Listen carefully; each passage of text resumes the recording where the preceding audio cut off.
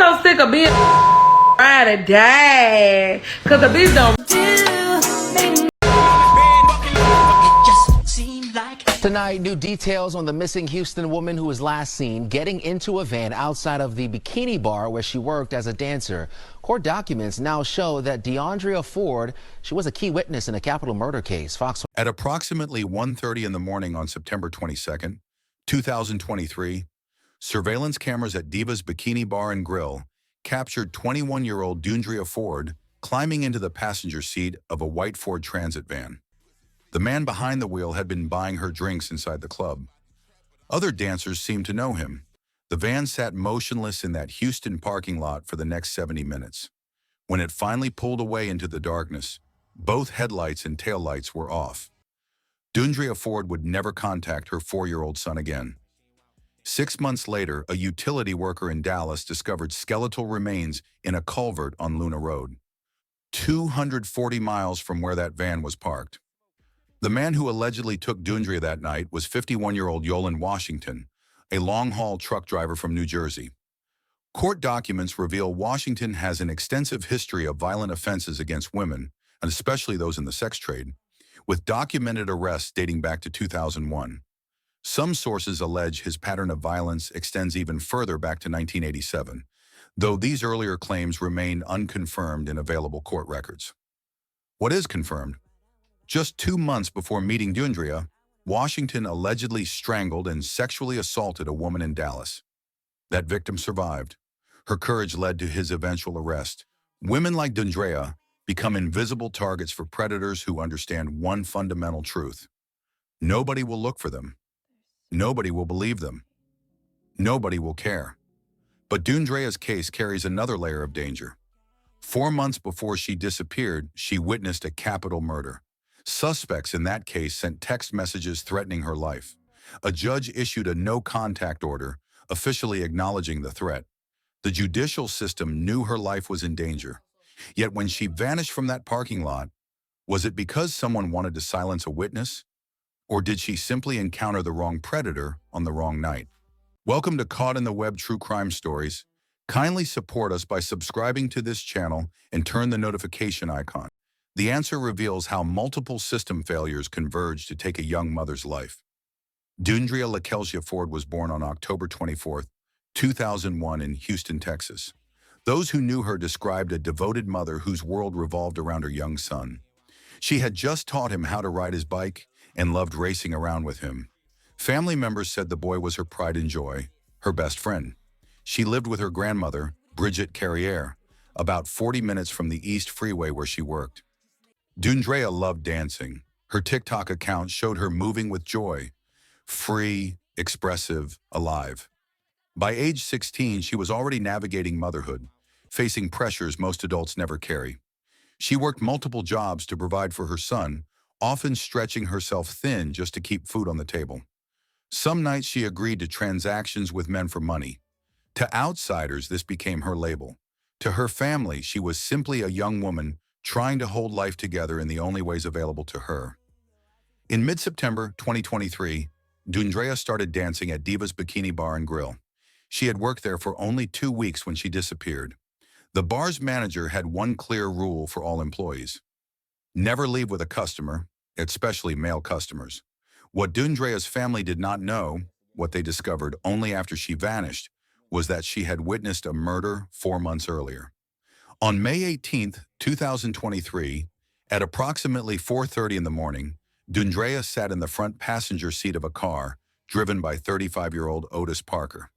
She had been sleeping during the drive back from Baton Rouge, Louisiana, where she and another woman, 21-year-old Quidiana Taylor, had traveled to work as dancers. Parker had facilitated the trip, connecting them with clients. As Parker pulled into the Villa Americana apartments on Selinsky Road in Houston, gunfire erupted. Parker was struck and killed. Deundrea survived. Court documents later revealed that Taylor had plotted with her boyfriend Jamal Brown and 2 others, Gerald Wheeler and Mariah Green, to rob Parker of money he allegedly owed from the Louisiana trip.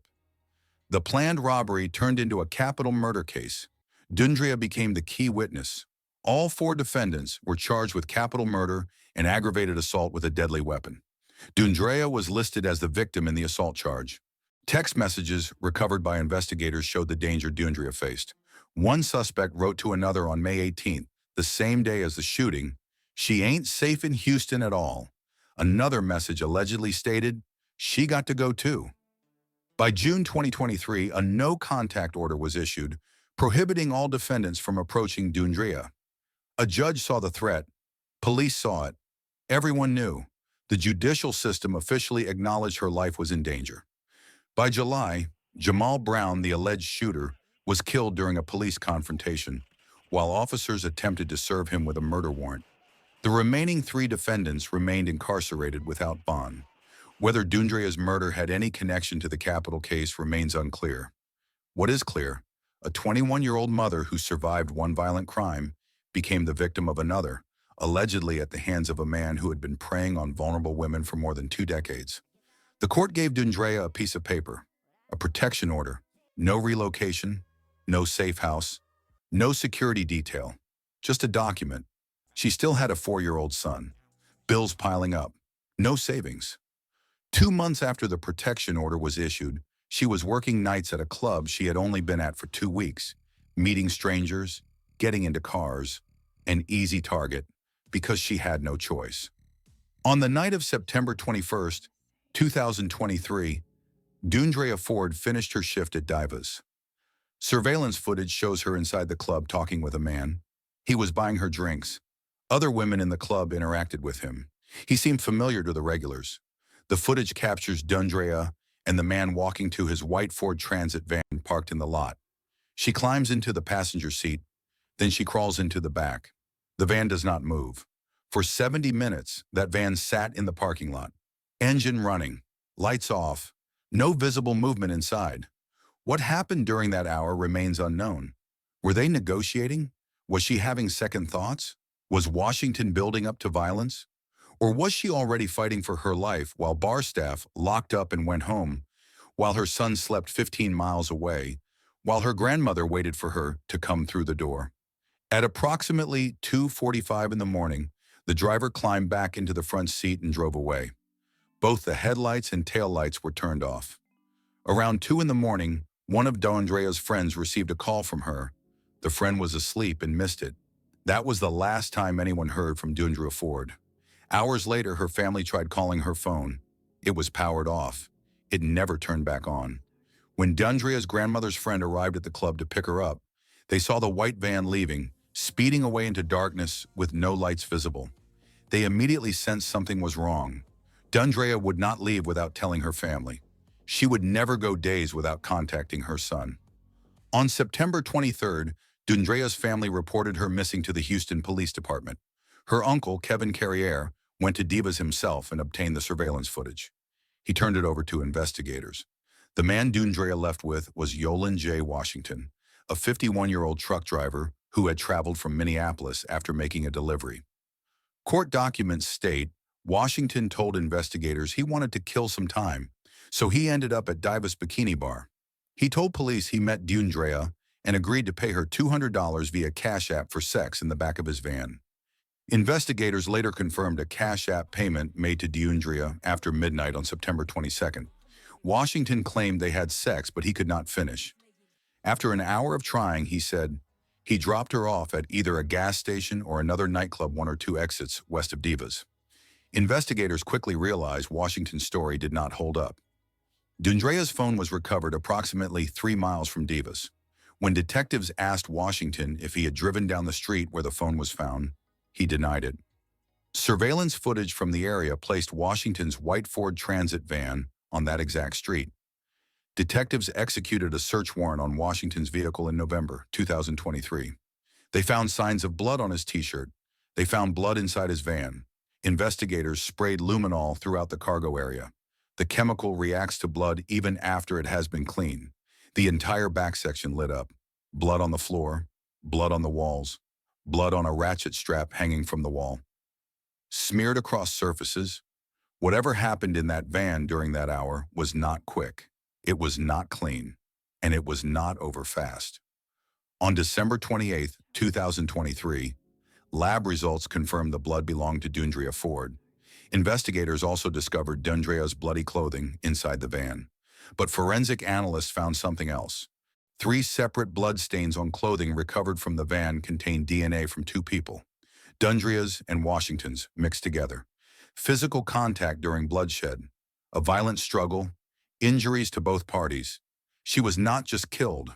She fought back, hard enough to make him bleed, hard enough to leave his DNA on her clothes.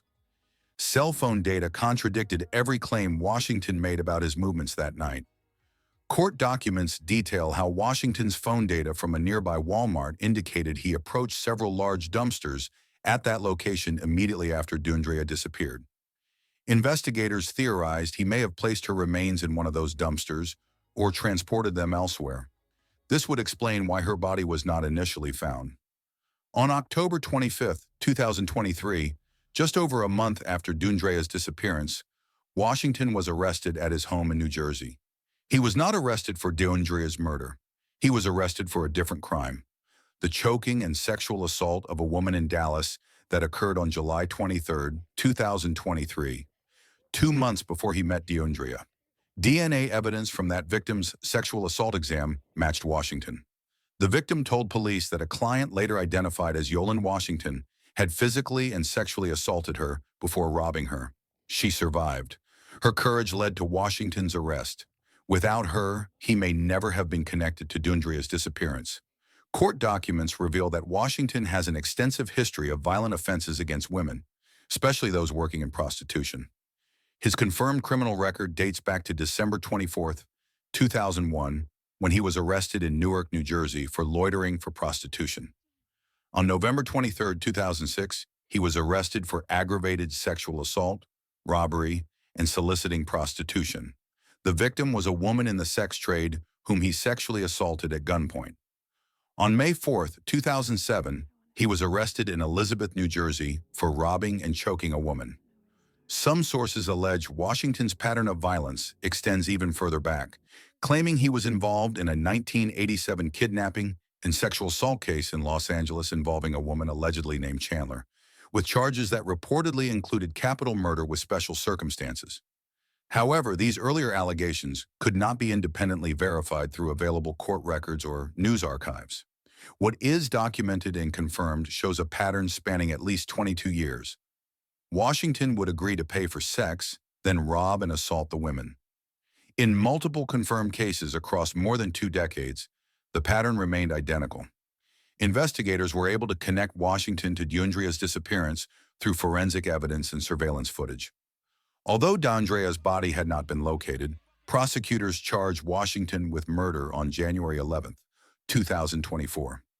He was held in the Dallas County Jail on a $1.1 million bond, awaiting extradition to Harris County. Despite everything, the DNA, the surveillance footage, his documented history, Washington initially walked out of questioning as a free man in November 2023 before the DNA results came back. Deundrea's family found out. Uncle Kevin went to the media. "You found blood in his van, her blood, and you let him go?" The community erupted. Protests outside the precinct. People demanding action. Bridget, Deundrea's grandmother, could barely speak. Her granddaughter was missing. The last man seen with her was walking around Dallas like nothing happened. That was turned over by myself from the initial point of making, the report of her missing. All of the groundwork that I did, everything that they received, I turned all that over in an orderly fashion. Why we should be at almost 3 weeks now without an update from HPD. So just at full disclosure, we were told by HPD that the person of interest, suspect, was detained out of town. We were not given the information of which state he was detained in, but we were told that he was released. We were told that his van and 2 cell phones that were found on his person were seized and turned over as evidence. We were told that warrants were being issued for the information on the cell phones that he had, that they recovered off of him. More importantly, we were called to bring her son to McCower Road to give a DNA sample due to evidence or whatever they found was recovered in his van. They didn't say, it's not specified whether it belongs to her, someone else, him. I mean, but they asked for DNA just to have on file and to cross-reference against whatever they recovered. At this point, there's no reason why, after sharing that type of information, asking that of our family, you know what headspace you put someone in when you ask them to bring someone in to submit that type of information. On March 15th, 2024, at approximately noon, a utility line worker was performing routine maintenance in the 11,100 block of Luna Road in Dallas. He observed something in a culvert, skeletal remains. The Dallas County Medical Examiner collected the remains and began the identification process. The remains were fragmentary, weathered, incomplete. Forensic anthropologists extracted DNA from bone marrow, running comparisons against family samples. It would take 6 months. On September 17, 2024, the University of North Texas Center for Human Identification notified Houston Police Department homicide investigators that the remains had been positively identified. They belonged to Deundrea Ford. She had been deceased for nearly a year, 240 miles from Houston, hidden in a roadside ditch where Washington thought no one would look. He had stayed in Dallas after allegedly disposing of her remains, lived there, worked there, walked the same streets, knowing exactly where she was the entire time. The Dallas County Medical Examiner could not determine the exact manner of death due to the condition of the remains. Deundrea would have turned 22 on October 24th, 2023, just 1 month after she disappeared. When police notified the family, Bridget collapsed. Not from shock, she had known for months her granddaughter was not coming home. But now it was real. Now they could bury her. Kevin told reporters, "We finally get to say goodbye, but we will never get answers to why."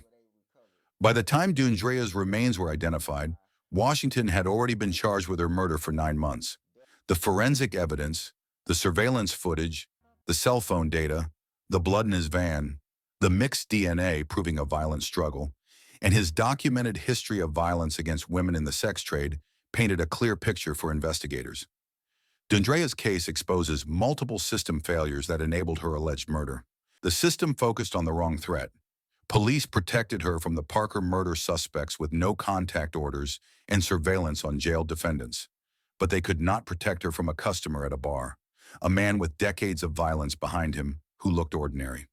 Serial offenders understand that women in the sex trade are less likely to report crimes, less likely to be believed, and less likely to receive justice. Society treats women in this profession like they are disposable. When they die, we ask what they did wrong, why they got in the car, why they worked that shift. We do not ask why men like Washington are free to hunt them for decades, or why the system that knew he was dangerous did nothing to stop him. Yoland Washington remains in custody, charged with Deundrea's murder. He now faces capital murder trial in Harris County. Prosecutors are considering the death penalty. Texas allows it for capital murder with special circumstances. If they prove Washington killed Deundrea during the commission of another felony, kidnapping, sexual assault, robbery, he could face execution. The 3 surviving defendants in the capital murder case involving Otis Parker remain incarcerated without bond. Jarrell Wheeler, Mariah Green, and Quidiana Taylor await trial.